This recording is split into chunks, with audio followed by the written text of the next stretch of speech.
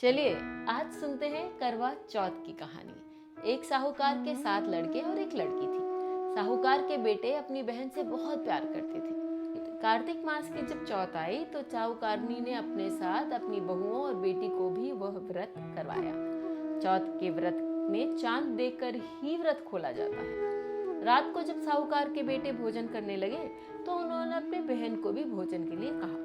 इस पर बहन ने बताया कि उसका आज चौथ का व्रत है और वो चंद्रमा को अर्घ देकर ही व्रत खोल सकती है और कुछ खा सकती है। सबसे छोटे भाई से अपनी बहन की यह हालत देखी नहीं गई और उसने दूर पेड़ पर एक दीपक जलाकर चलनी की ओट में रख दिया।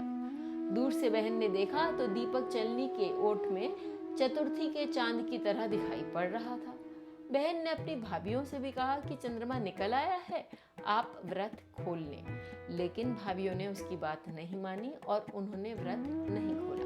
बहन को अपने भाइयों की चतुराई समझ में नहीं आई और चंद्रमा को देखकर उसने करवा निकाला और अर्घ देकर खाने का निवाला खा लिया। जैसे ही उसने पहला टुकड़ा मुंह में डाला उसे छींक आ गई।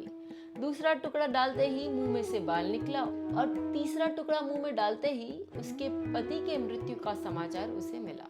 वो बेहद दुखी हो गई। उसकी भाभी ने सच्चाई बताई कि उसके साथ ऐसा क्यों हुआ है। व्रत गलत तरीके से टूटने के कारण माता उससे नाराज हो गई हैं। इस पर उसने निश्चय किया कि वह अपने पति का अंतिम संस्कार नहीं करेगी और अपने सतीत्व से उन्हें पुनर्जीवन दिलाकर रहेगी।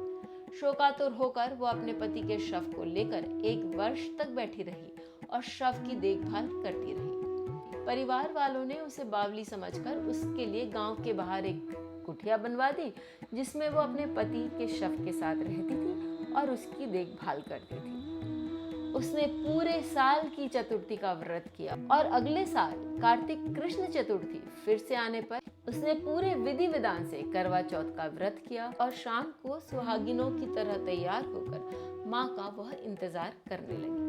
रात को जब माता बिजली और बरसात के साथ आई तो वह लड़की माँ के पैरों में गिर पड़ी और माँ से क्षमा याचना करने लगी। माँ ने उसे क्षमा किया और उसके पति को जीवित कर दिया। उसे घर से रोज एक चरवाहा रोटी और पानी देने आया करता था। अगले दिन जब वह चरवाहा आया तो उसने देखा कि दोनों पति पत्नी बहुत खुशी से कुटिया में एक दूसरे से बात कर रहे हैं और क्रीड़ा कर रहे हैं। पूरे गांव में ये बात फैल गई और सबने लड़की से माफी मांगी और उसे खूब आशीर्वाद दिया। हे करवा माता, जैसे उसकी आपने सुनी, सबकी सुनना और सभी का सुहाग अमर रखना।